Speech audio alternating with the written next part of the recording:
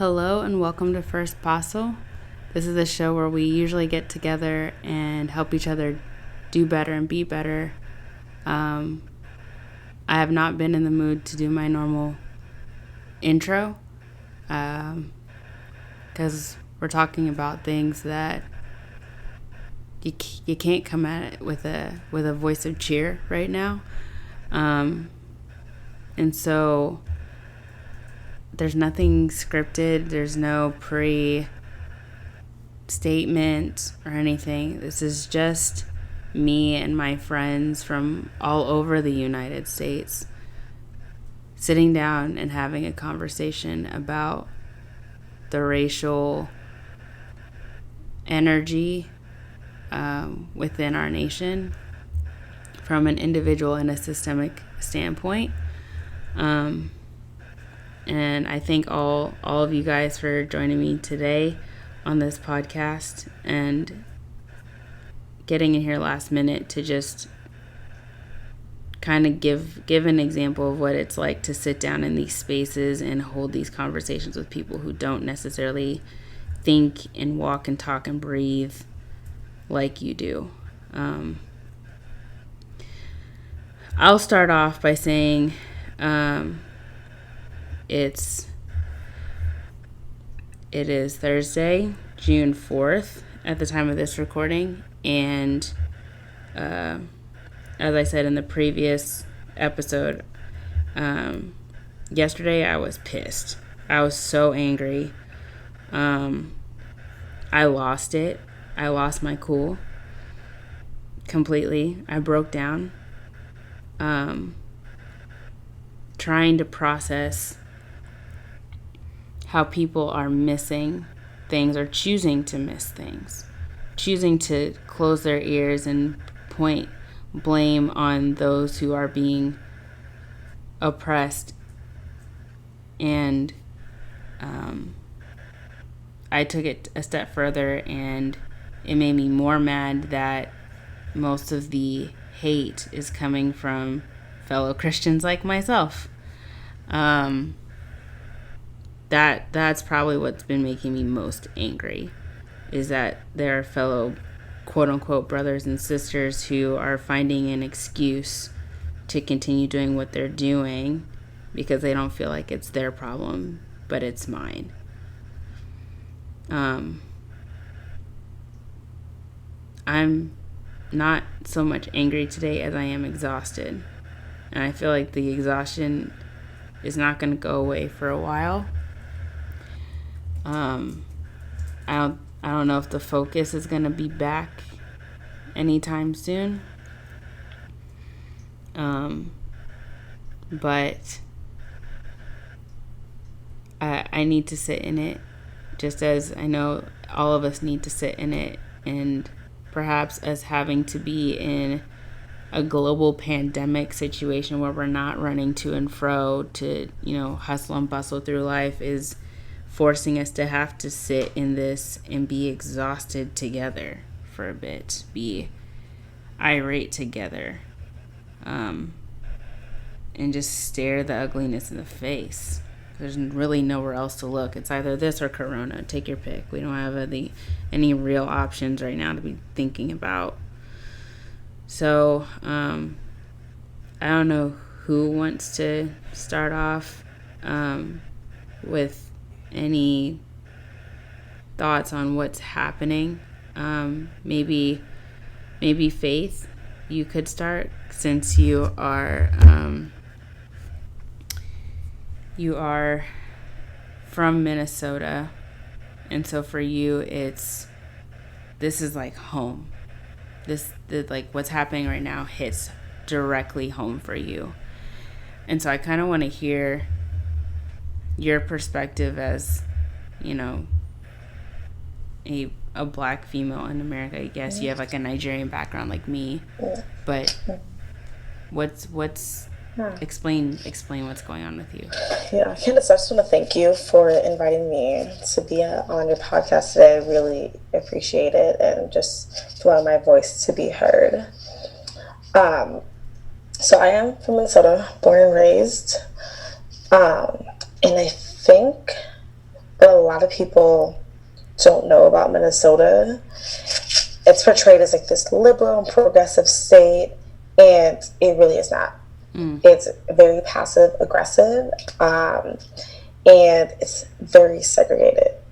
And I think people miss that point. It is extremely segregated. We have some of the worst wealth and education gaps in the nation. Wow. And people don't realize that about Minnesota. A lot of people are like, we didn't know there's black people in Minnesota. And it's like, there are, we're just segregated. Wow. And I think that people, when this happens, no black person in Minnesota was surprised. Wow.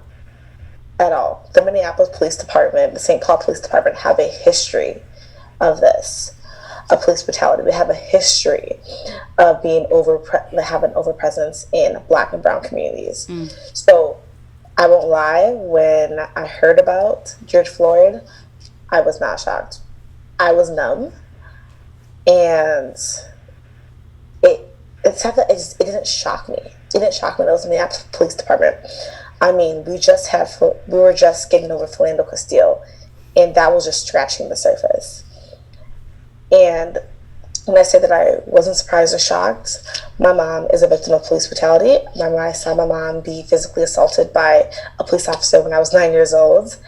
And I, as a 9-year-old kid, saw how this system was not set up to protect and serve us, and how these systems, justice won't be served. This justice system was not created to sit here and protect and serve and bring justice to a T.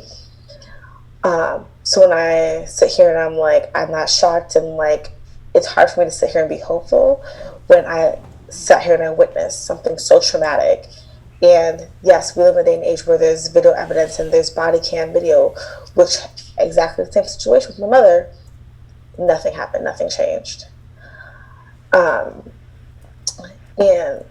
it's sad. And I'm sitting here, I'm talking to friends, and I'm like, I'm not shocked, and it's sad. And I say that these officers, it took them how long to charge them? But if we look at just last year, 2 years ago, when it was Officer No and Justine, that was quickly addressed and handled, and it didn't happen. But here we are, we see clear-cut video, 8 minutes of a police officer kneeling on someone's neck.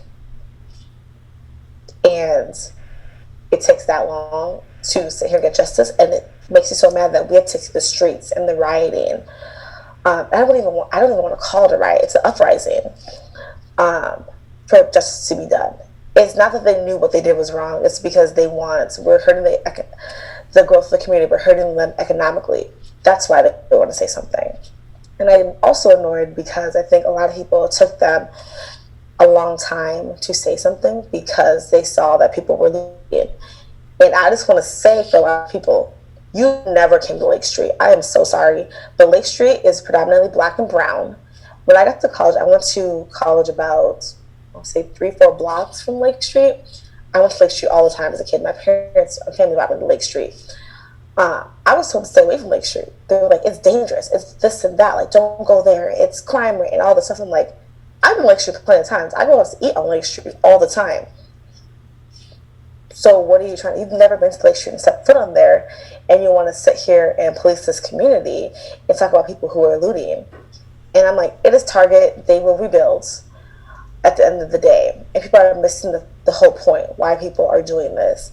And then it makes you think of, like, this is not just about police brutality. This is bigger than that. This is about systemic oppression. This is systemic racism and oppression.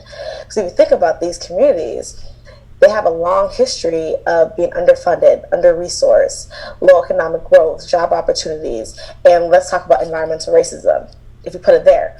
So, of course, when something like this happens, people are going to be angry, and they have every single right to be angry. And then you sit here and have people who look like me as a black woman. I have to continue my life and act like everything's okay. I have to present at work. I have to go to school and act like everything is okay. When just this past weekend, when we had white anarchists and white supremacists patrolling the Twin Cities, my brother had to flee his home because he lives right next to, not too far from where George was killed. And so I had to worry about my family, and I have brothers. I don't have any sisters, and I fear for life every single day. I grew up in the suburbs, and which is where my mom was physically assaulted by a police officer, and I had my brothers who were questioned, like just being outside, being kids, about like what they do in this neighborhood, being questioned about why I was in advanced placement courses, being accused of breaking and entering into our own home. So I think that it's not just about police brutality, and then this is what sparked the conversation. But I think people are starting to realize, which is a lot of white people, that this is a bigger issue, and that they have been benefiting from white privilege and these systems of oppression and racism for a very long time. And all these companies are coming out with these statements and are pushing forth DEI. But I'm like, what does your leadership board look like? What does your executive board look like? And that doesn't reflect the Black community that you're standing with. Wow. Shoot. That's a lot, Faith. That's a lot. And like I didn't even know a lot of that. And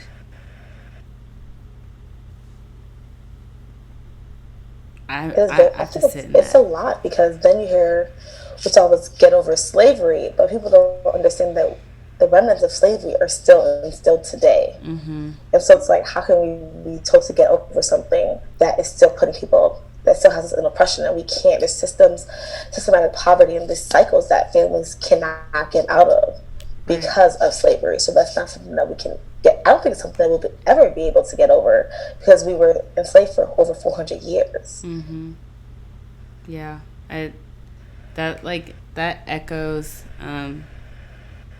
something I read today um, by someone I know and love personally, who is an immigrant from Europe. And from their perspective, like what's happening, or like what happened to George specifically, was horrible, but that America's not racist. It's just not. Now, I can step back outside of my perspective and experience and go, I'm not going to tell you that your America is not racist. I can't tell you. That's literally your narrative. That's your experience.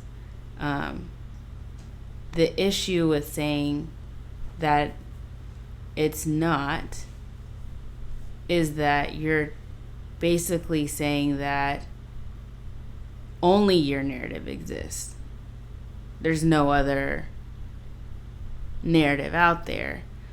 But you wouldn't know that unless you walked in a different skin. Like you would miss even the subtleties, because they're not directed at you. I've had this conversation with friends. We used to have this conversation when I was in undergrad, predominantly white Christian university, and we had issues with, for example, this was after I graduated, but it happened in the same month that things always pop up on that campus. We use Black History Month to use the Black Christian Union organization on campus, and allow them to showcase who they are and the makeup of that organization. And a few years back, they had brought in like a guest Black pastor and whatnot, and one of the students had gotten on Yik Yak and started, like, in the middle of church service, was saying like, so they're just like bringing in monkeys and they can just like do whatever they want.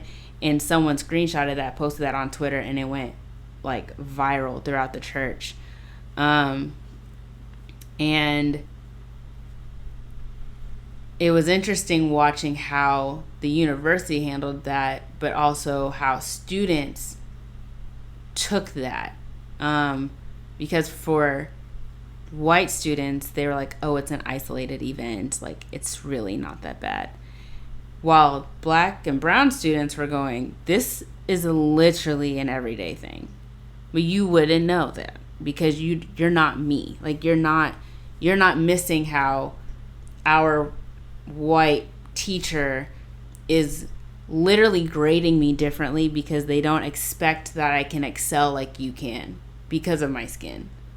Like, they're telling me this in their office. Like, it's okay if you don't fully understand what's going on in my class. The number of times that I've had teachers tell me this. Like, it's okay if you're just, like, not understanding. It's not a big deal. Things like that. Like, you would not be able to process that these things are happening unless you walked and breathed in the skin that black and brown people have. I still can't say that the worldview that you have doesn't exist. There is this, that it's just that that's not the only narrative out there. So I think we also need to, like, sit in statements like what you said, Faith, and like what the reality is for black and brown people in Minnesota, who for them is like, this is literally a regular day for us. Like, that was nothing. Where the rest of America is like shocked. Like, in Europe is like, everybody's like, whoa, that's not okay. And you guys are like, we know, but here's our life, you know? I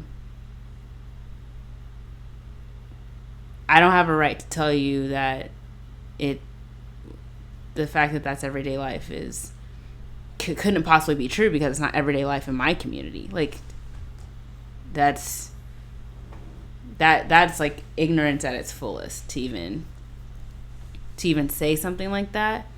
I thank God for the grace that I have to be able to see people like this. It doesn't make it hurt any less. It just makes it a little bit more frustrating. And I've literally been replaying in my head all week Jesus' statement, forgive them for they know not what they do. Like, him on the cross. I've been saying this over and over in my head. I'm just looking at people and I'm like, so this is how Jesus was looking at people on the cross. It's like, they really have not a single clue what they're doing. They can't even hear themselves. They can't even see themselves. I just have to forgive them for that, because he could have gone to the cross angry, you know, like, this is like, I'm so livid that this is how people are and they're treating me and treating everyone around them. But like, the energy it would take to do that, like, I'd rather forgive you knowing that you're ignorant in yourself than to sit here fuming while I'm trying to save your soul. Like, I'm starting to get an inkling of that ability to just look at you and be like, man, you actually have no clue. I don't even know how to help you. Like, I'm gonna try, but like, I can't even expend that much energy to force you to understand what's different realities are outside of your own. So I'm gonna have to sit in what you just said, Faith, because that's a lot. That's too much. But I'm gonna sit and think about what you just said. Brent, you are a white pastor in Louisville, Kentucky. Yeah. You've got to tell me what's happening on your side. Yeah, so again, I'm grateful to be a part of this. Thankful just to hear your hearts, just honestly, especially this as a white pastor. Where I'm sitting right now, I'm sitting about a half a mile from where Breonna Taylor was shot and killed in her apartment. And it's just crazy. It's just, I can't even fathom anything you guys are feeling. I can't. I wish I could, just for a moment, to just take a burden from you for 5 seconds and let you just rest for 5 seconds. I wish there was something that I could literally take that from you just for 5 seconds. I can't. And so that's just why one of my big things for the church is just the Bible says, mourn with those who mourn, weep with those who weep. Like, do that, take that moment. So it's been really interesting because as a pastor, but then also just as someone who's white, when I begin to speak up against racial injustice, the messages I get are quite ridiculous. And I'm sure you've maybe seen some of my Facebook posts and things like that. Like, just the craziest things. Like, obviously, to speak up for racial injustice, you must be a liberal Democrat who doesn't care about anybody but yourself. And I'm like, whoa, where did that come from? And some of these things, and for me, just the wake-up call. I used to serve at a church in South Carolina while they were fighting over the state flag, which is the Confederate flag, and when they were fighting over statues, and when Charlottesville happened, and literally people were getting so bent out of shape, white people were getting so bent out of shape over the blacks wanting to speak up for what they have going on. And I almost ended up getting fired from my church while there because I just started speaking out again. Like, how dumb do you have to be? I probably shouldn't say dumb as a pastor. That might come back to bite me. But, how silly do you have to be to ignore things? Like, even a pastor friend in the area of a predominantly black church, he last night read Martin Luther King's letter from the Birmingham jail. And literally that is a response to something that I'm hearing from the white community to the extreme right now. He wrote that in response to 8 white pastors who are saying, no, we need to just have unity. We just need to let the courts handle this stuff. We need to just let it play out that way, while he's sitting in jail for being arrested for doing a peaceful protest. And it's so hard just to sit here and just, like, it's hard to just not hear people's pain and not want to love them. And my plea for everyone has been just to let's just say, I can't even put it into words, but just love. Like, why is it so hard to love people? And in Louisville here, especially, that, we're starting to kind of see this kind of turn in a sense of where people are starting to listen a little bit. But they only go to the extreme of, well, Breonna Taylor was killed by a no-knock order. We need to get rid of no-knock orders. Whoa, you've missed it. You've missed it altogether if you think that's all it is. And, one of the worst things, and I saw a pastor tweet out the other day, and I shared it and got a lot of flack for it, was, can you imagine how, I don't even know the right word, how something you have to be to ignore thousands of black Christians telling you their pain just so you can pick and choose the one black person who agrees with your view. Wow. Think about that as I got sent a video from a political black woman who was basically telling us we shouldn't mourn George Floyd because he had a criminal history. Even though he's been out of jail since 2013 and hasn't had a single incident or anything on his mark since then. Like, by God's grace, God changed him. Right. And I think for me, it's really hard as a pastor, especially a white pastor, to try to navigate a church to a new direction, to understand, like, hey, we have to understand it's not been that long. Mm-hmm. There's people in my church, we have one token black family in our church, and they gotta have one. So we're gonna say we're diverse. Don't worry, we're diverse because we got one. We got the one. And it's so hard because they're sitting there like, when I was in the 60s, I saw it. Mm-hmm. I saw it first, like, up close and personal. Like, how are you missing it? Mm. And it's so hard to try to navigate people to see that it's okay to admit that there's issues. Right. It's okay. You're not going to, stop being a Republican if you admit there's issues. Right. You're not going to stop being a Christian if you admit that, hey, clearly the housing market does not side with black people, because it is more likely for a lower white class family to get a loan from a bank than it is for an upper class black family to get a loan from a bank. Yep. What the world? Yeah. And don't even get me started on the whole all lives matter, but that's kind of the stuff, and it's really hard for me in my heart to just be like, man, can we just sit down? Can you just take some time to genuinely sit down with people? Because 90% of the people I'm hearing talk against it, I don't think I've ever had a genuine conversation with a black person. I can agree with this. And have never sat down with them and heard their hurts and their pains. Just take the time. Because if you think it's just about George Floyd, you've missed it. If you think it's just about Breonna Taylor, Ahmaud Arbery, Trayvon Martin, oh my gosh, don't get me started on all these names. If you think it's just about them, you've missed a lot. You've missed that these riots, it's not the first time. It happened in the 80s in Miami when cops killed a teenager. It happened in Cincinnati in 2001, 92 in LA. It's happened every couple years because we forget. We don't listen. We wouldn't have cared about Ahmaud Arbery if there was not a tape. Right. We probably wouldn't have cared about George Floyd if there was not a tape. Right. Like, no, it's deeper than that. It's like Faith said, like the racism is there, and we just have to own up to it.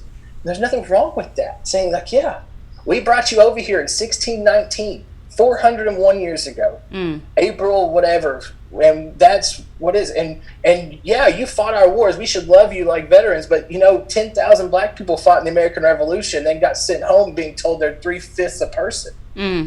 Wow. Like, come on. Like, you're missing it. Like, you're missing it. But I'm not going to get going too long on that. No, that's I'm so thankful for your perspective on it and your honesty and how you delivered all of that. Like, I couldn't. I would be frustrated as a white male pastor, like a white male pastor. I don't know, especially a white male pastor who gets it. See, that's the difference. Because there's a whole bunch of white male pastors right now who are like, just get over slavery. It's fine. It's not. Yeah, we gave you Obama. That's enough. Right. Yes. We gave you Obama. You've had your black president. You're good. Like, get over slavery. You're not oppressed anymore. I've heard white male pastors say things like, to discuss, to even bring it up on the pulpit is doing injustice to the true gospel, and we're supposed to be spreading the true gospel. And I'm like, how do you even? I said this on the last podcast, but I can't. I don't know how you can open the Holy Bible and not see an unfolding of God of heaven and earth trying to stand up against social injustice. Like, that's like the entire story of the Bible. It's literally the beginning of Genesis when Cain kills Abel. Yes. The beginning. Literally, like, page 3. Like, it's just like right there. How do you miss this as a pastor who's just saying, like, I refuse to talk about it? I don't know how you're a pastor and you're missing this. That's concerning to me on how you are leading your flock. So many people too, because the younger generation, Gen Z especially, they want to fight for justice. Right. They want to see how people are responding. The church as a whole is losing millions of people a year because we're scared to address simple things. Yep. And sorry, the younger generation doesn't want somebody just come up there like scared to say the name Breonna Taylor or something like, we're not going to speak their names. We're just going to pray. We're just going to pray. There's riots happening. We're going to pray for that. Right. You missed it. MLK even said the riot is the voice of the oppressed. Like, it just eventually overflows. Mm-hmm. Like, right. Like, it's no.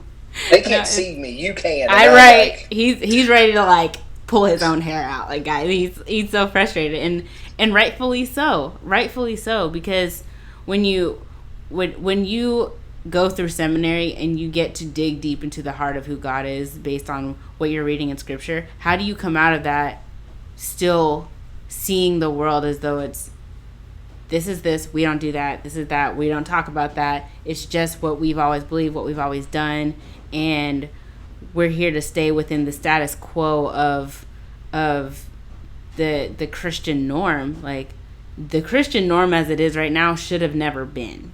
We shouldn't have been a complacent group of people that show up on a Saturday morning, a Sunday morning, sing a couple hymns together, hear a good sermon, and then go home. That was never, I don't know, I don't even know how we got there. Like, how do we go from being fiery people within, like, the book of Acts who literally lost their lives often for speaking out against certain things, fighting on their knees and in speech, and entering arenas of, this is not right, what you're doing is not right, what you're believing is not right, let me put it in the context of your culture so you understand why it's not right. They were constantly using the culture of the people that they were addressing. They were looking at the makeup of a community and going, okay, what makes them tick? How do they see the world? Now, how do we take what they know and the philosophies that they've learned, the ideologies that they've been raised with,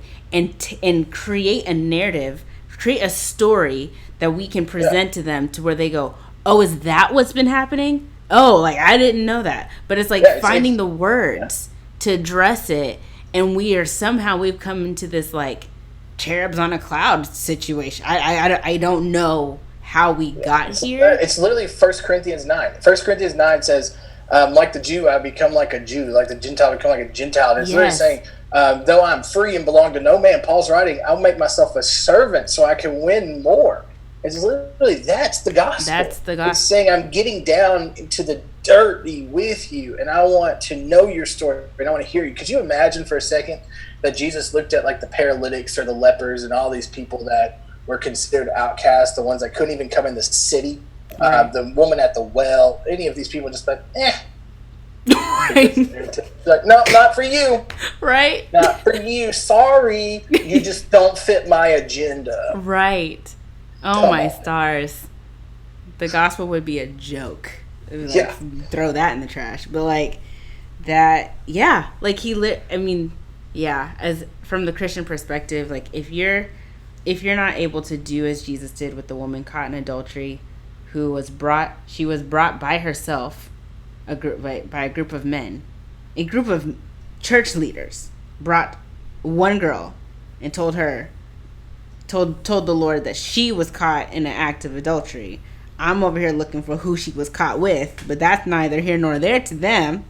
And instead of Jesus joining them or correcting her in front of them, instead, he sat in that with her and then looked at the people that accused her and was like, if you've done anything that you've accused her to do, then you get to throw stones at her. And everyone walked away. And then in that moment, he was like, you don't even have to do that anymore.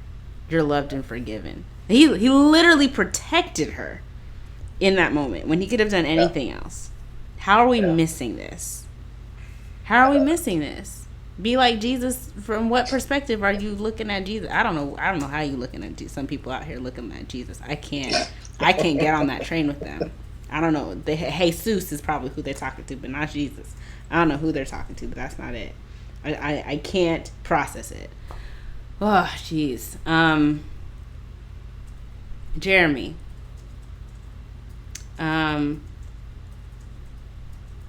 We've been texting a lot these last couple of days, and just a lot to think about, the things that we've been discussing, and it's so nice to have someone that I trusted to have these types of conversations with. And what is your perspective on just, like, your life, your profession, what you do, and in the context of what we're seeing right now. How are you processing this?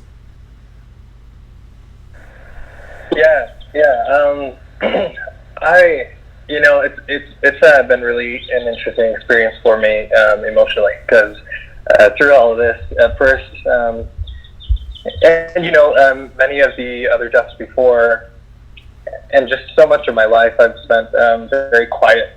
I'm half Caucasian and half Tongan, and so and I actually grew up with my white family, and so my mother and my siblings, they're all white, blonde hair, blue eyed, and I'm not. And so it's been an interesting experience for me personally throughout all of this. And I think one of the positives to come out of this, at least for me, and I'm sure for many other Americans and people worldwide, is I finally feel empowered and like I was given the courage, through so many speaking out at the same time, to finally talk about the subject and own the fact that prejudice does exist and that I've experienced it in my life. Even though many people would consider me, quote unquote, white passing, the experience of somebody who, and this I think is, ultimately what white privilege comes down to, is that when I walk into a store and I deal with a cashier, a question in my mind is whether or not if they're rude to me, are they being rude to me because they don't like how I look? Like, are they being rude to me because I look like an ethnicity that they might not like, or are they being rude to me because of some other reason? And that's a question that I don't think that white people have to ask themselves. If they do, it's not very often. And I think ultimately that's what white privilege comes down to. And like, man, have my eyes been opened. And there's a little bit of shame in that for me, because I think, and I'm sure I'm not alone in this, but I think that a lot of people are maybe internalized racism, within themselves. Like I just hadn't realized, how often I had shrugged off a story or an experience even that I had had myself, and told myself that it wasn't what I thought it was, or excused it away as something else. And I'm just really tired, and I'm exhausted of doing that. And I spoke out about it publicly for the first time just about 3 days ago. And I truly have never talked about my upsets or my experiences with race publicly before then, because I just felt like I couldn't. I felt like people would excuse away the things that have happened to me, or even dilute or minimize my experiences, and I just didn't feel like I was strong enough to deal with that. And so I think, and again, I don't think I'm alone in this, but I finally feel like I can unapologetically speak openly about my experiences and feel support from the general community in that. And that's, I think one really, really awesome thing to be coming out of this. But honestly, I don't think that would have happened without riots. I don't think that would have happened without protests all across the country.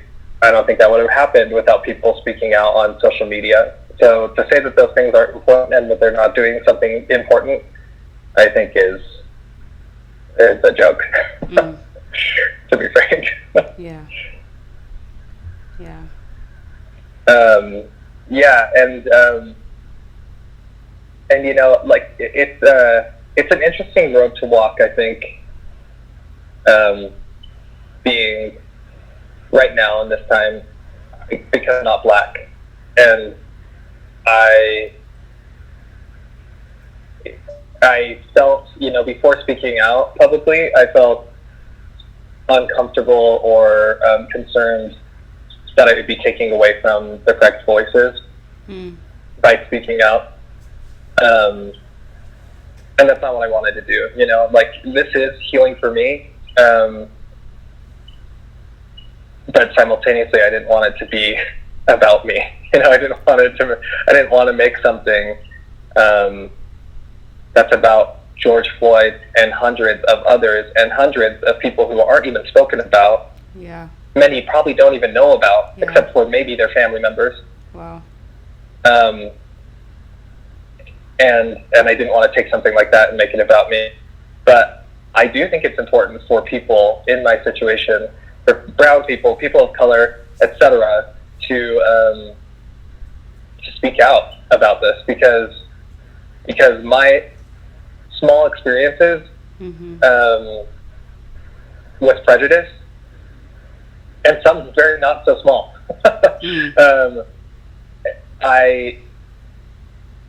I know that my white family, my white friends, have never experienced something like that. And so me to add my story to the rest of the voices speaking out right now just strengthened everyone else, and I think it's important for all of us to do that.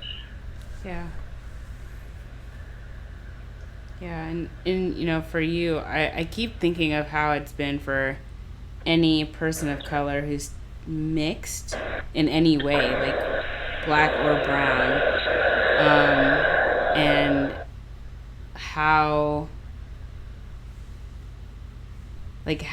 to walk that line of, you don't want to deny either side of yourself. You don't want to be angry with half of you, so it's like trying to process being a mixed person of color, black or brown, in America at this time, or really any time, I think that's a voice that gets overlooked, because we're always talking about black people, brown people, white people, and when in reality we have a lot of mixes. And so it's like, how do the people in the gray address and process the realities that they either face personally because they don't look mixed, or how they're mixed is enough to pass as black or brown in its entirety, or like you said, like if they're white passing, like, which I don't even like those terms, but I don't know how else to say them. I feel like it's a very difficult, uncomfortable space to always technically have to sit in, not because you want to and you're not just being who you are naturally, but because it's always being thrown in your face, the black versus the white, or the white versus the brown, or it's brought to your attention, and you're like, but I am both white and brown, or I am both white and black. So all of the conversations are important to me, but how do I navigate that day to day and help the people around me understand even how it's affecting me, so that perspective is necessary to hear, especially at a time like this, Yeah, and I think the uniqueness of the position actually serves this conversation very well, because I think that it reveals some inherent racism that many people, for instance in Utah, the climate here is very nice. People in Utah are very nice. Yeah, they are. And so when you see racism here in Utah, it is frequently not violent and outright or blatant. It's it's very casual. It's very commonplace. People say those comments, such as, "Hey, come to the front of this photo because you represent our diversity," but then you don't ask my opinion when it comes down to the important facts, right, or the important matters. Just there for a photo, and those things are used constantly here, and overlooked. And I feel like what is going on across America is hopefully giving everybody a moment to pause and ask inside of themselves, really use some introspection to see where prejudice still lies inside of ourselves, because those microaggressions, which I don't usually like to use, broadly coined terms, I guess, but these I don't know, casual racism is just repeatedly accepted, and it's quite horrifying to me. But I think that being mixed lets people see what they want to, and oftentimes what they don't want to. I fall into the term in the entertainment industry as ethnically ambiguous. What? Which wait, stop. Hold on. Which wait. Is commonly just casually used. Wait, what? That you're ethnically ambiguous. So what? What was that? I'm just thrown off by that terminology. Yeah. So they just place you anywhere. In so many casting situations, I've seen the word looking for ethnic ambiguity. Oh. Okay. That okay. Wait, okay. That what? And I'm laughing, and it's not funny, but yeah. What is funny to me is that they think that it's okay. Right. It's so common. Right. And what is interesting to me is that we're not looking more harshly at Hollywood, at Broadway, at all of the entertainment industries, and saying, okay, you guys are not doing your job. Yeah. You guys formulate repeatedly what we think about different ethnicities. Yeah. You guys continually reinforce racism. Every movie, every TV show, every music video, you're doing it over and over and over again. Yeah. And the people of America and the rest of the world deserve better. Yeah. And they're not giving it to us. Right. And it's constantly excused. Okay, well, what about the stories like Hairspray? Right. Those stories are important to be told. Those stories are important to be told. But the more that you emphasize, and it is difficult. It's a difficult line to walk to, because when do you stop asking and saying, okay, well, we need black people to play these black people roles, tell these black people stories, so that we're historically correct and that we continue the story. And where do you stop that and say, okay, it's really not okay to ask for ethnic ambiguity when this is not serving the story's purpose? Right. It is a difficult line to walk, and so giving them the argument of that is I see it, I hear it, but also do better. Right. Because, literally, at the end of the day, when you think of how many years do we have to have another type of EGOT uproar because the makeup of all of the people voting on all of the EGOT awards are not representative of what's actually out there. And sorry for those who probably don't know what EGOT. I just said that, but it's Emmy, Grammy, Oscar, Tony, right? It's these award ceremonies every year. I mean, how many times do Will and Jada Smith have to say something at these awards? How many times? It's you're even overlooking what's happening, and it only leads to them going, well, next year then we'll make sure to at least add one person of color in at least maybe 5 categories, so maybe it will silence them and we can go back to what we were doing the year after. It's just It's like, why are we all in the same industry hustling for the same thing, and like our pay is completely messed up, our recognition is completely skewed, who's voting for us is so bland, doesn't even create the makeup of Hollywood or the entertainment industry at all. And we're literally left to your devices if you even cared enough to see our performances or hear our music or anything. Like, you literally get to choose who you're even considering in a category, and we have to do jumping jacks and backflips just for us to be listed on a category. Like, are you kidding me? It's a lot. We hear it every year, and it just kind of, oh, there they go again, bringing up the race in Hollywood. And it's just like every other year we go through this. But it's, at the end of the day, it's like a fight that we go through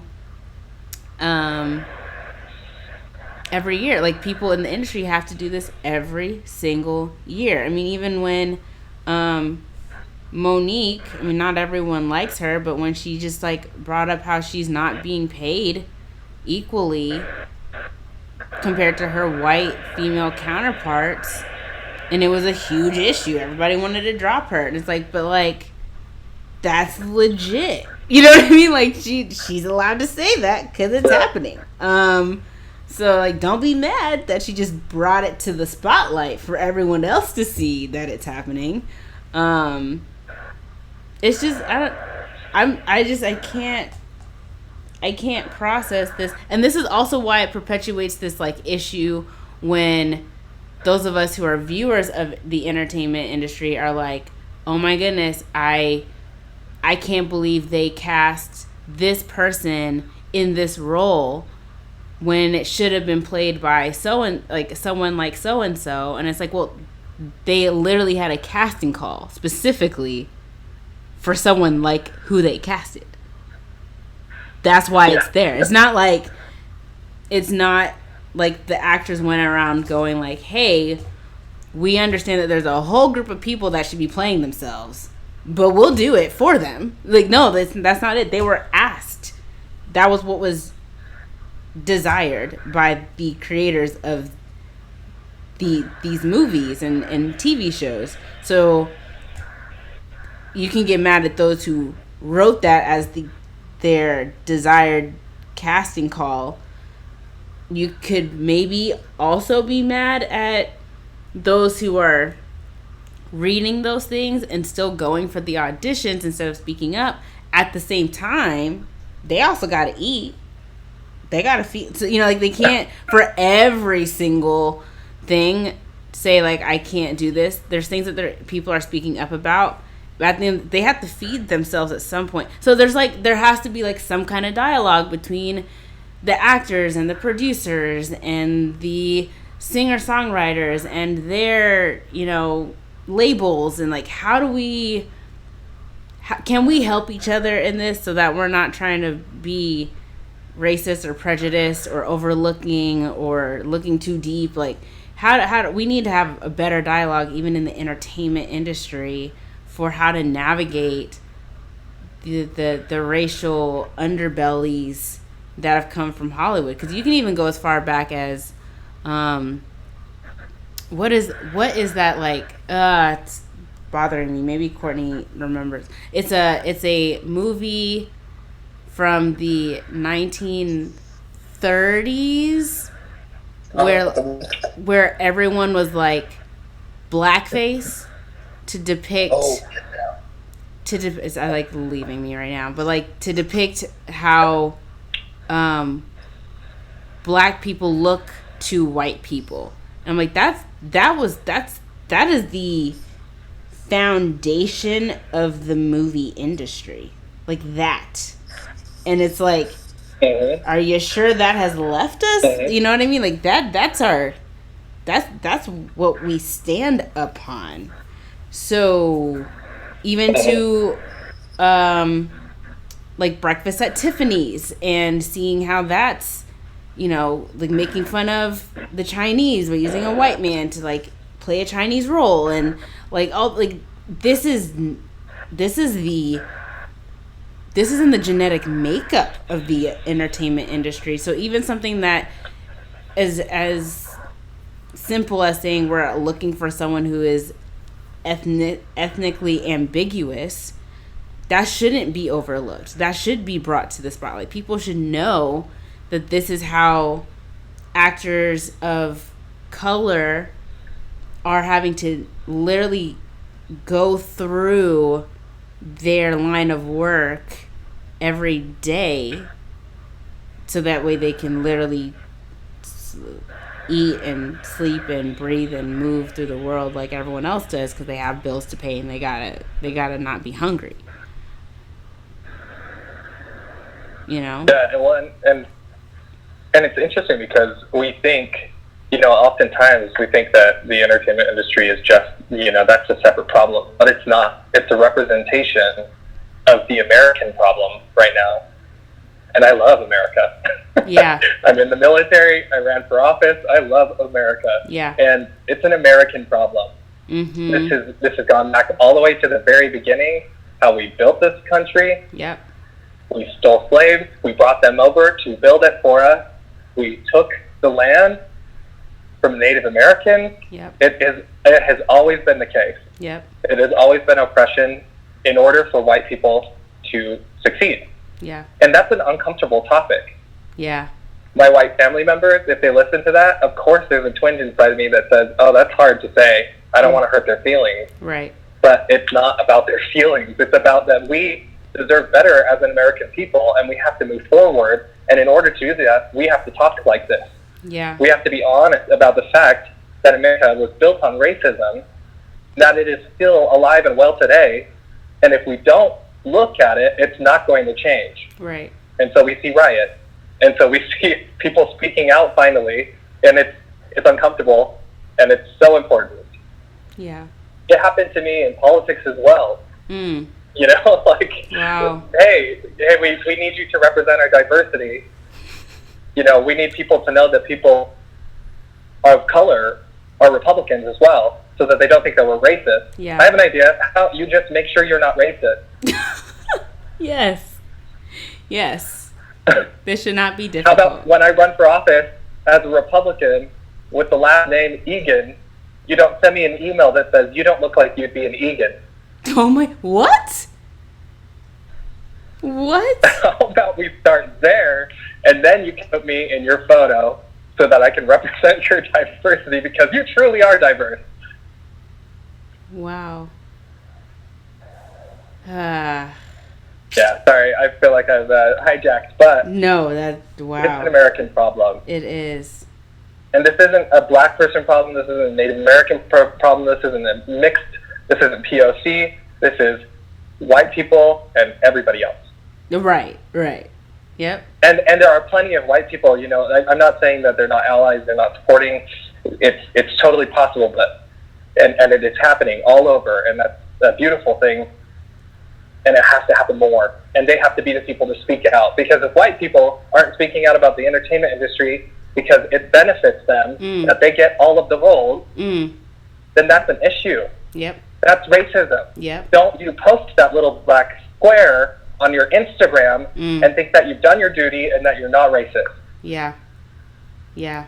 If you're fitting from the fact other people like casting directors, producers, are racist, and you're benefiting from that. Yeah. You can't say that you're supporting. Yeah. Wow. Okay, sorry, I'll stop. No, man, and see that's like, this is literally why I even asked you guys to do this, because the makeup of this group is so broad and wide and deep. And getting the insight from different avenues that people may not think about there being racism. People who just say, like, I don't see racism. I don't see it. I'm not experiencing that. Like, hearing things like that, even from, like, oh, the entertainment industry. Racism? What? Like, yeah, no, it's a thing. It's seeped into, like, the fibers of everything that makes America breathe. It's just that's just it. So thank you for shedding that perspective and even a political perspective on it, because that's so important. Courtney, you're in Philly, and I I'm sure Philly's probably in uproar because the makeup of Philly is very black and brown heavy, and so like what are you seeing and experiencing and feeling as a black woman in Philadelphia right now? Um, yeah, so in Philly, it's I don't know. I think it's I guess I grew up in Philly. I'm born and raised from there, so it's like I guess mostly what I expected. Mm. I mean, everyone's been in the house for months, and there's this kind of opportunity to be outside for a reason. And there are two different sides to reasons for being outside. Yeah. And so you absolutely see like a lot of, people who have been like cooped up, who just want to be out. You see people who are passionate and frustrated about these causes. You see people who are frustrated about being Black in America and absolutely expressing as such. You also see other people who are just truly looking for a fight. And that's just kind of across the board. I mean, so there was like a lot of vandalism and rioting by people of all races in Center City for sure. And then there was a lot of, I think, looting and rioting on 52nd Street, but there were also like a lot of peaceful protests. Yeah. The National Guard came to Philly and they were protecting City Hall, remove the Rizzo statue, which I think was long overdue.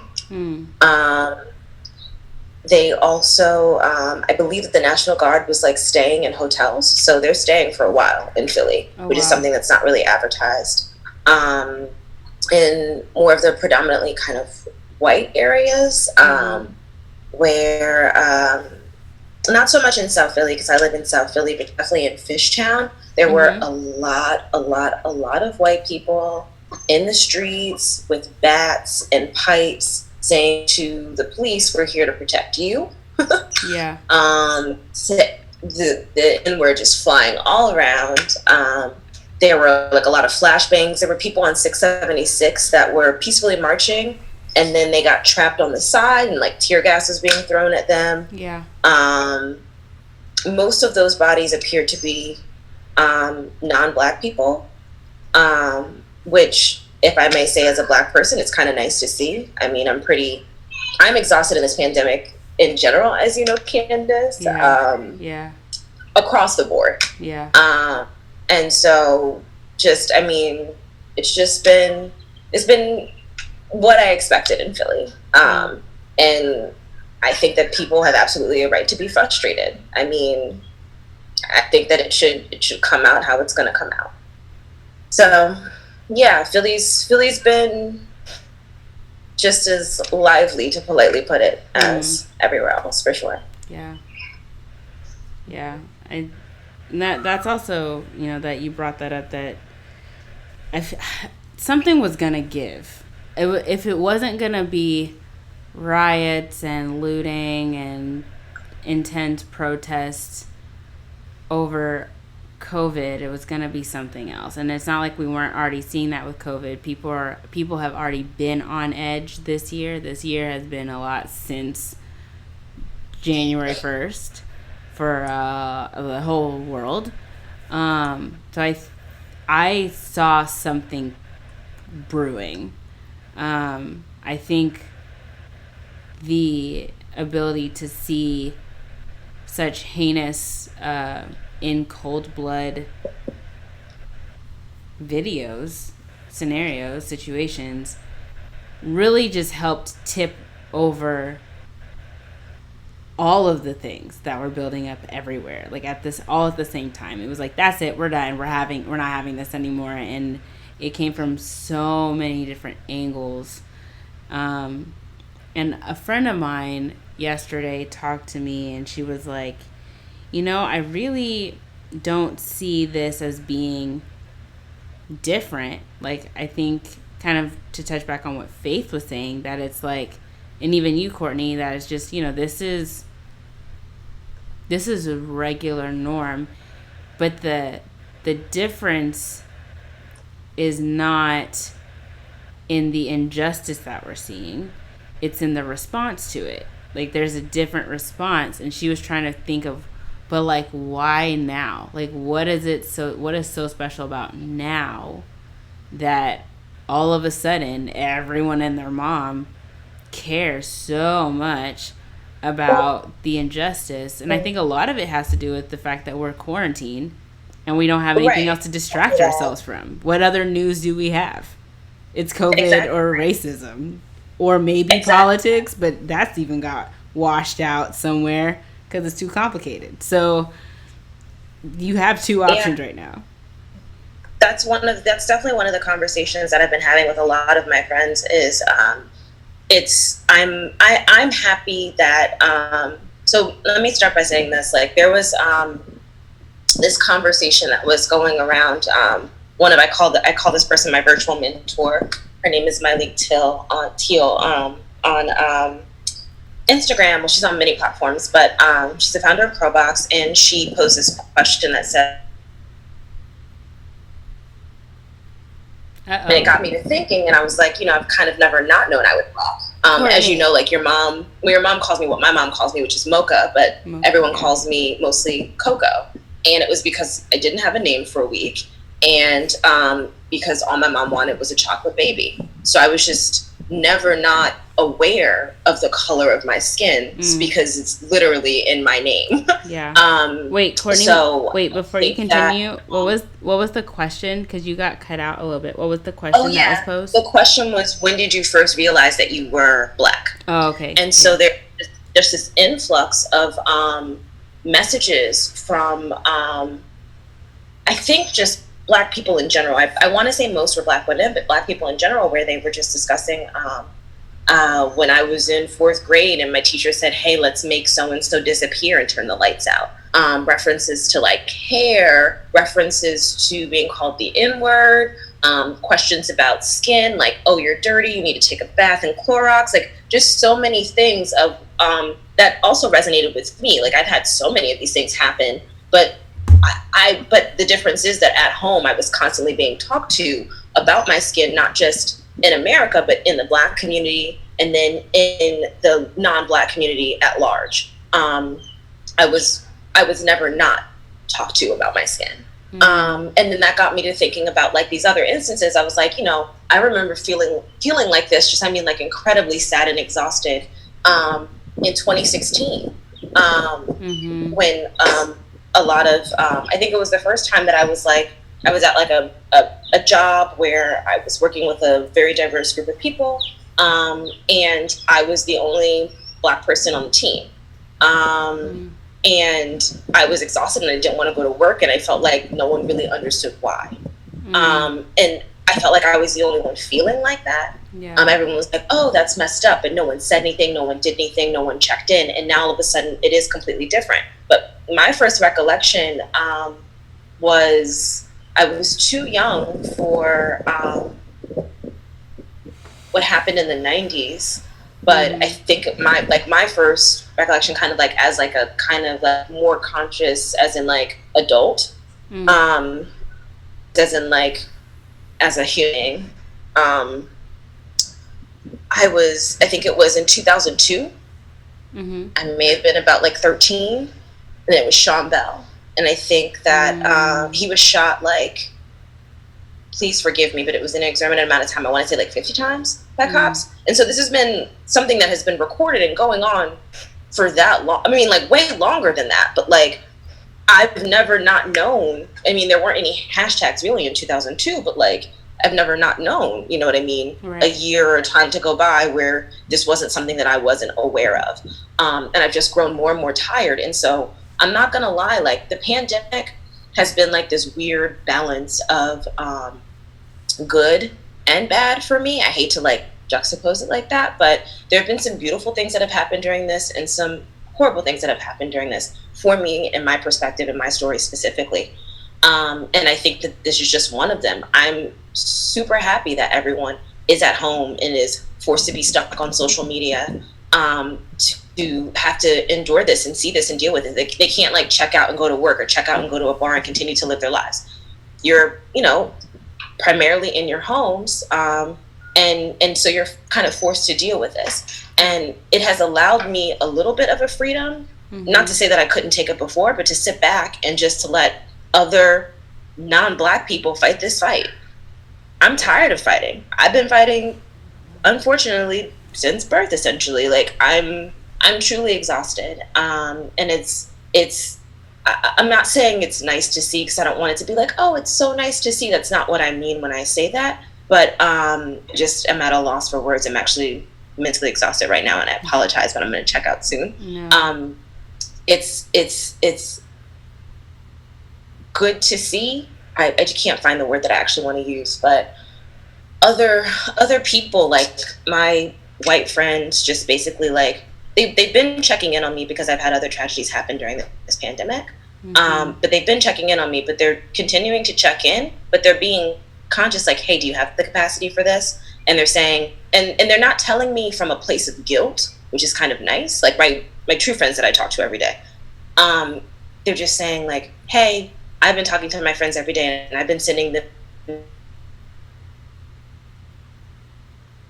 whether they want or not, and how they can be better, and what you can do and where you can shop from, and here's the information. It's like, great. It seems like, our friendship has paid off, at least for me, and I don't feel like the token. And then there are other people in my inbox, very unwanted, just spewing not just their white guilt, but their non-Black person guilt all over me, because they realize that they have a privilege as well. And it's and then I know that we've talked about this before, just like the intersectionality of being Black and also being a woman. Yeah, I feel this on two fronts, and I'm just and they're not separate. I exist as a person with both of these, and I just, I'm tired. This being a human these past 3 months has worn me out. And on top of it, I happen to be in a pandemic. So very tired, not surprised. Happy to see the movement forward. I hope that it continues further than just a little bit of a spark. I honestly hope that it turns into a fire that burns for as long as it needs to really see what comes out of the ashes. Wow. Yeah, I just want to echo everything you have been saying. If there was a retweet button, I'd be retweeting you. Right. I just want to touch base on when you brought what's happening now. Why are we getting the response we are currently getting? And I've been asking myself that the past couple of days. And when you brought it up again, I'm thinking about it. And I mean, we are in a pandemic. And I'm like, if we weren't in this pandemic and everyone was staying home, would we have gotten the same response? Because I'm like, if we're in a pandemic and people are going out to protest amongst all these other people, and we read like via airborne or whatever they say, this speaks volumes. This says a lot. And the fact that we have people, it's global at this point, and people all over the world who are taking a stance, and a lot of people who are like, wow, the U.S. is really racist, and are becoming shocked at what is going on. But at the same time, this also happens in other countries as well. Right. Yes. I was just about to say. Yes, I was going to say, because everyone just like, someone the other day was like, the UK isn't racist. I was like, well, news have you been seeing from the UK, because they just as wild as we are over here. No, they are. Don't just stop at the UK. Like, I've spent a lot of time in Europe for work, and there are plenty of countries that are, protesting in their little, cities right now. And I'm just like, I'm here for it, but let's not forget. Exactly. Let's not forget. There's and work like I was saying, I think at this point, we're tackling everything at this point. We're talking about systematic racism, oppression, police brutality, education. We're talking everything. And for a lot of my white counterparts, I'm not even gonna lie. Yesterday, I posted something on Facebook, and they shared something about how a lot of black people's first experience with racism, part of telling them you don't act black. Mm-hmm. And I shared that on my Facebook. And when I tell you the amount of apologies from white people I have been getting today and yesterday, my inbox is flooded. They're writing essays on this post, apologizing. And I'm just at a point where I'm like, I'm out of high school. Like, I'm over here in grad school. I don't even remember most of you. But you're sitting here writing on my post. And I think for a lot of white people, what they saw was like police brutality as what we've been angry about for so long. That's what they've seen on the news with people protesting highways and stuff. And they thought that was just it. But they didn't realize that there's a bigger issue with racism. A lot of them thought that racism was something that happened like back when people were enslaved and Martin Luther King, and then all of a sudden it was this kumbaya and everything was done. But people don't realize that the little parts, I don't even want to say little, the parts that you take place, that you participate in racism. And a lot of white people think that they're not racist because they don't say the N-word. And it's like, no, you still benefit from the system. Yeah. And you still participate in the system at the end of the day. Right. And they think it's because it's not in their face that it doesn't exist and they don't see something. A lot of people feel like if they don't see something, it doesn't happen. They haven't experienced, it doesn't happen, but that is not. And then what I've seen is a lot of people post MLK quotes and they're like, Martin Luther King wouldn't have wanted this. That's not the way Martin Luther King would have done it. And I'm like, well, if he was not killed, if y'all didn't kill him, maybe we would know what he wanted. And then a lot of people are like, the way you're protesting about George is not what he would have wanted. George would have wanted to live. Okay? Thank you. Don't sit here and tell people how to be angry and how to protest when he doesn't vote. Yeah. And I think at this point, it is so hard when we have a leadership that is a joke and does not take anything seriously. And like we're seen as like this laughing stock. And right now we're protesting and we want all the changes to be made. And it's so hard when the leadership continually fails us. And yet isn't designed to uplift us in the first place. So how do we sit here and talk about dismantling systemic racism and oppression? Because I'm past the point where everyone wants to push for diversity, equity, inclusion, and it's like we have to dismantle these systems because it's not always about having let's make sure we have more black people and do X, Y, and Z. When you put us in these systems that still exist,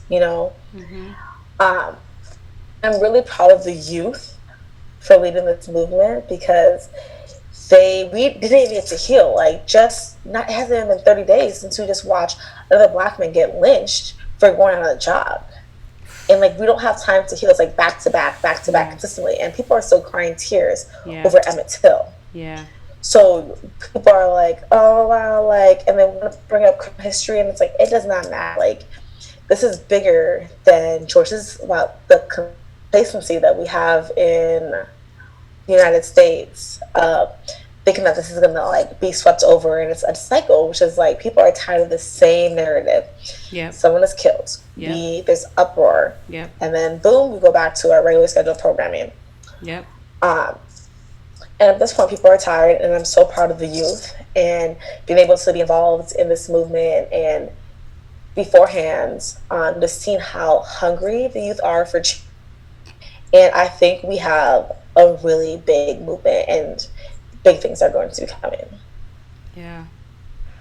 Yeah, and I want to chime in first. I just love listening to all this as a white person, first off. But one of the things I was talking with someone yesterday, and kind of goes off of what something Faith said, was we were talking about integration. They're like, they asked me straight up, they're like, well, clearly you've made a difference. Integration happened.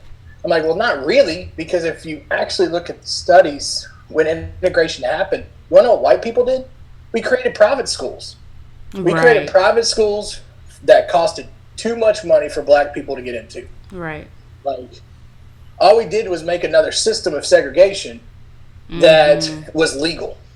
Right. And that's the kind of stuff that I think Faith hits on, and that's the fight. The fight isn't just because somebody got lynched. It's so much deeper than that. It's so deep, and it's frustrating to me sometimes to just listen, to hear, because even, she made the statement about, she posted that some people say that you don't act black, and I can literally, there's a million statements that we've made as white people. Your brother's been one of my best friends since I was a kid, and I probably made that statement to him because he was way smarter than me and everything. And then it wasn't until, we were in college or maybe just graduated college that he kind of looked at me and said, that used to bother me. Yeah. And stuff like that. And, it's so crazy because it's for us, like for me and for us, we don't comprehend what we say. Like, I don't think people get it.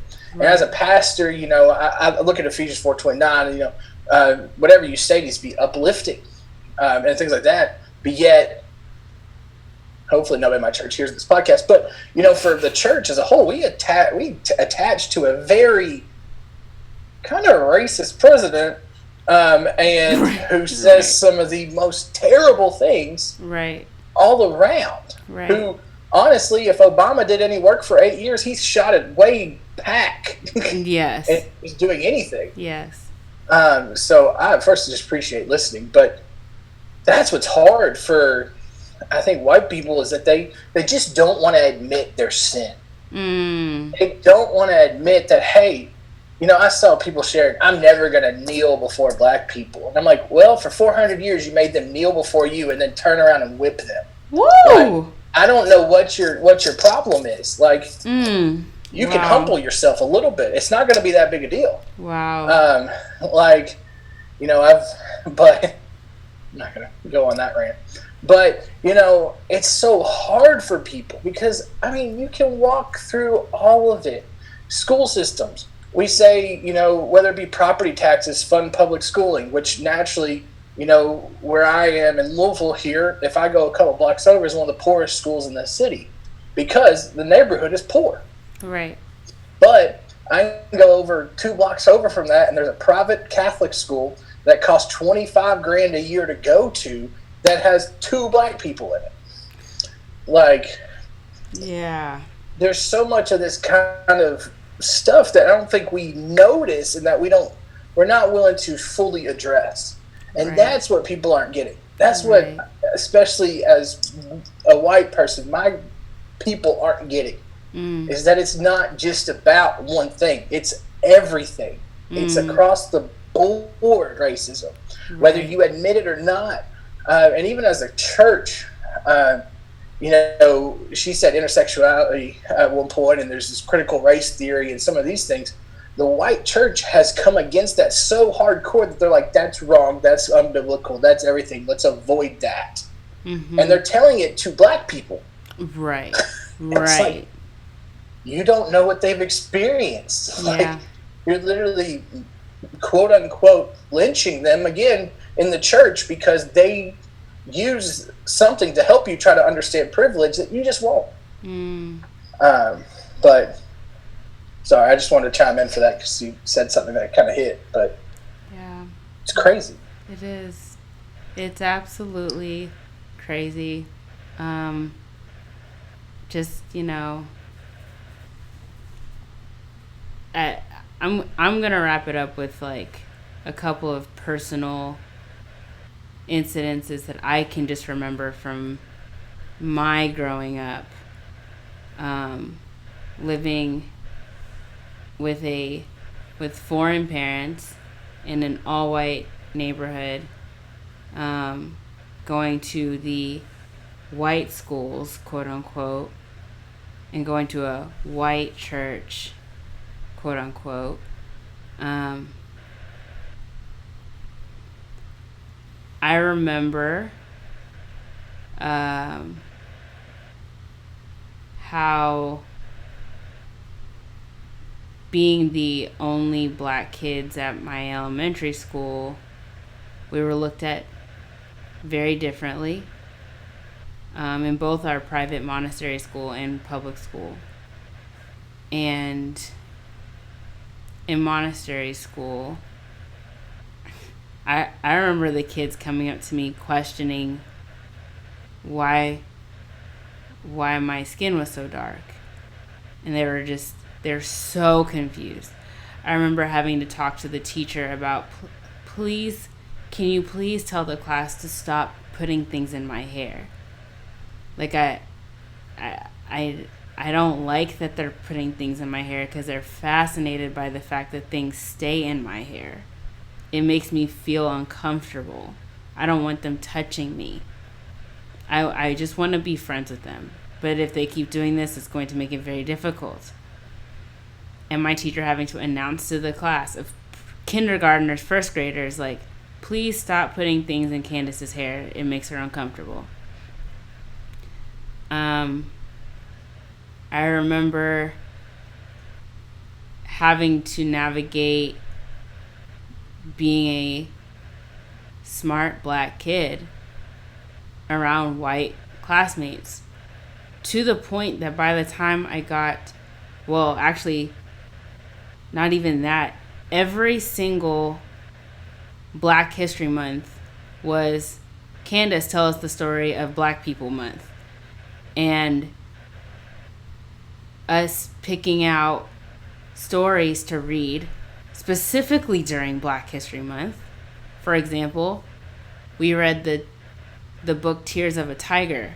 For some reason, we decided to read Tears of a Tiger during Black History Month, and the entire time we read it, our class discussion started out with Candace. Is this what black people do? I'm like, I don't know. I would think not.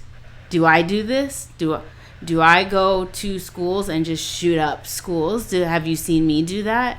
To the point where I got in trouble for calling out. I sent a very angry email to my 10th grade English teacher because I was so livid, and I got in trouble for it.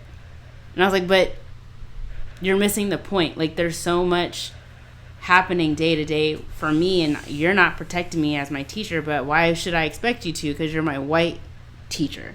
So you don't even understand. And when I tell you straight up, I probably should have worded it in a more respectful way, but at that point I didn't care about respect. I cared about my voice being heard. I got in trouble for that. I was often told by my white classmates that I'm so white that I could probably lead the KKK. They stuffed my locker with white tissue papers to signify the cloak I could wear because I'm such a white black person.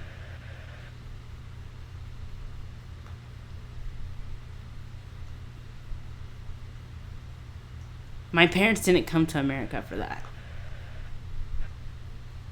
They didn't. I forgave them because they did not know what they did. I loved them because they did not know what they were doing. I got attacked by fellow black friends because I wasn't in classes with them. They thought I was overachieving. They would tell me I'm overachieving. Oh, you think you're just so brilliant that you're gonna be in pre-calc in ninth grade. Like, gosh, like, way to like brag about who you are. Like, who do you think you are? You don't actually live the Black experience. You're not really like us. You don't live in our neighborhood. You don't walk in our shoes. And, you know, you're always with the white people. And I'm like, I'm just going to class. Like, I'm literally just going to class. It's the class I'm registered in. It's the class that challenges me. That's it. I didn't pick my classes based on the race that I would prefer to be in. I picked it based on what I like to be challenged in and what I'm passionate about. It's not all about skin tone. Sometimes it's just about me, being me, doing me, in the context of how I was raised by foreign parents who came here to give us better than what they had in their home countries. And for that to be continued on because we chose to go to boarding school, which was highlighted that, you know, private schools are not really catered to Black and brown students. And even our teachers in public school telling us, like, why are you doing so much? Like, you don't need to do that. You can just stay here and it's fine. Don't worry about it. Don't go to boarding school. It's not that much different from here. You're doing the most. When my brothers went to Ivy League schools, it's like, why are you doing the most? Why are you doing the most? Why is it the most when Black and brown students want to get achievements that white people get all the time? Why is it the most? This is why my mom always told us to be extraordinary and uncommon. This is a phrase that everyone keeps hearing Kevin say, and they think it's like the coolest thing that Caroline Olusola says all the time. But she said it because to be extraordinary and uncommon as a Black or brown person in America means that you're barely reaching the floor, like from beneath the floor of what it looks like to white America to be just common and ordinary. Like, you're literally barely touching that bar. So you have to do more to be seen as potentially the same. And even when you do more, now you're being extra. You're doing too much. You don't have to do all that.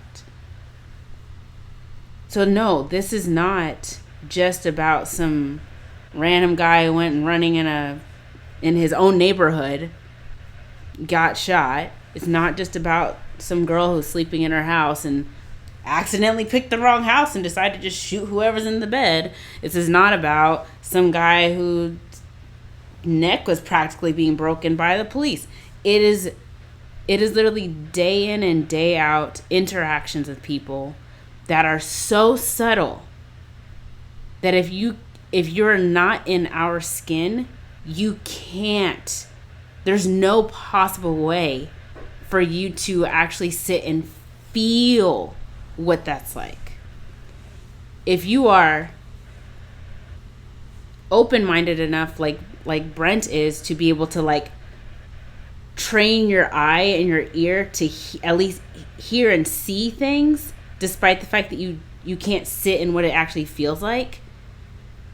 Like, that to me is victory. If people can even just start doing that, like, how do I recognize the subtle cues of the voice of racism and prejudice in the nation? Because if, like we've already talked about here, if you literally think it's about these just so happen to be recorded incidences and that's it, and that there shouldn't be a problem because no one has shackles on their feet and ankles anymore, that makes no sense. There's no logic to that, because when people are shackled for so long and people have been the instigators of slavery in its physical, laws and keys that unlock those chains don't change mindsets. They don't. We have to choose to change mindset. So if you are taught to see people in the shackles that were technically taken off physically so long ago. You've never actually taken the shackles off. You've only made them invisible to the human eye, but oh so very real for the black and brown person walking in the context of your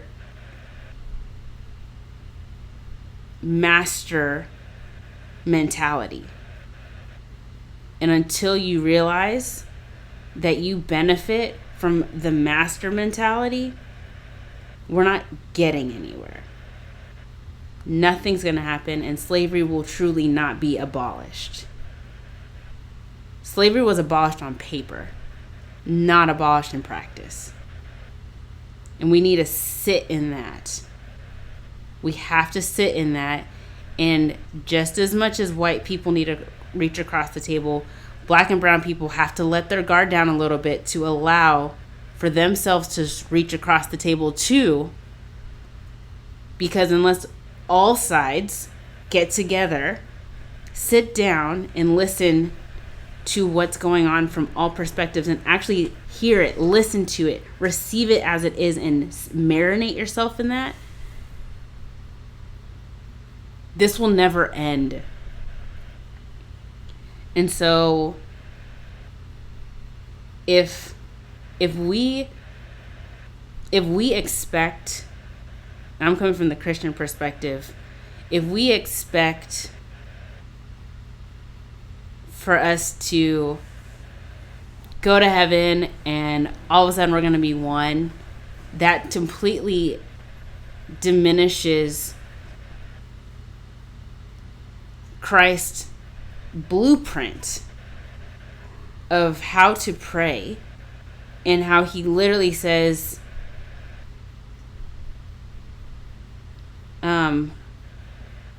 our Father who art in heaven, hallowed be thy name, thy kingdom come, thy kingdom come, thy will be done on earth as it is in heaven. So don't expect for it to just magically happen once we all get to heaven. What a day of rejoicing that will be. How? If we don't experience what we're supposed to experience in heaven here. If we don't put in the work here, you will be just as miserable up there. You'll probably be worse off, because trust and believe, Jesus is not taking social injustice into his heavenly courts. Absolutely not. So if you don't understand this, or if you don't want to take the time to process this and understand it here, you're gonna you will be having a hellish experience in heaven.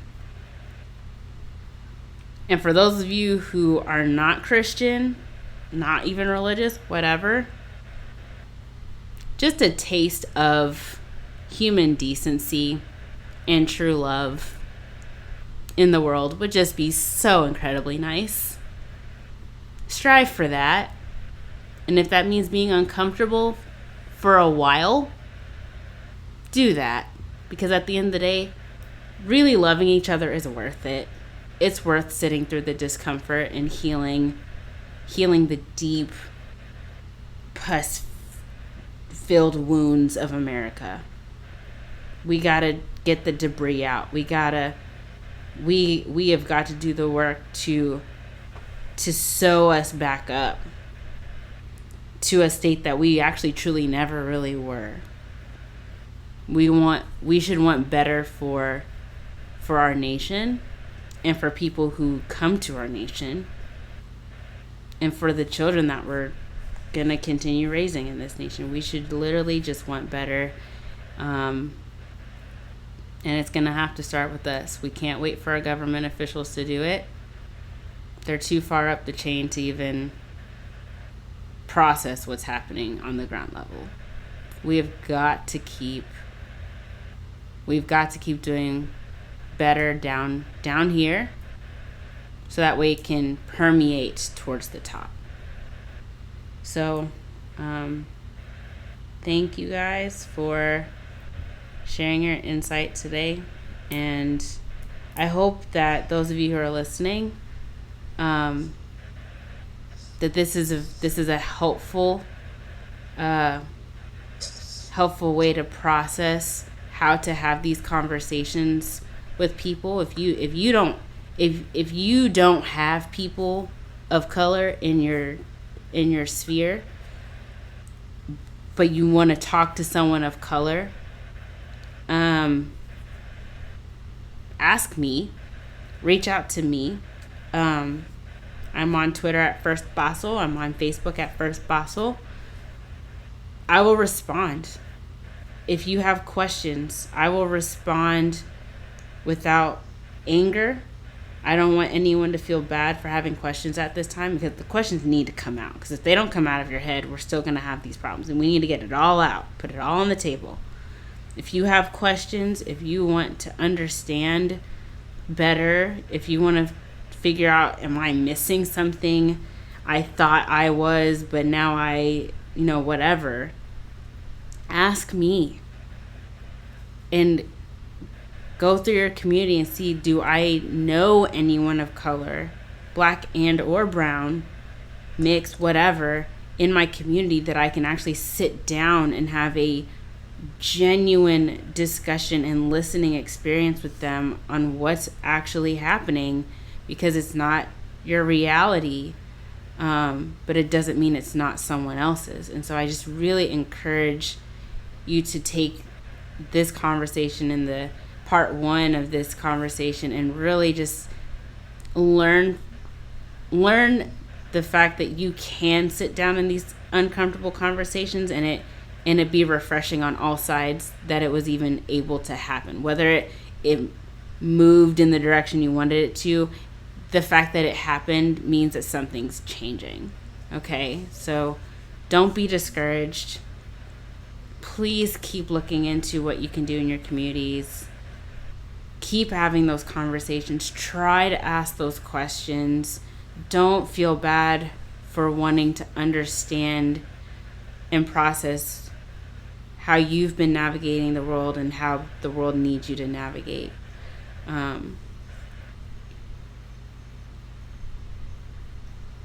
Just take it one day at a time. One day at a time. Yeah. So until next time, we'll sign off from here. Thanks, guys.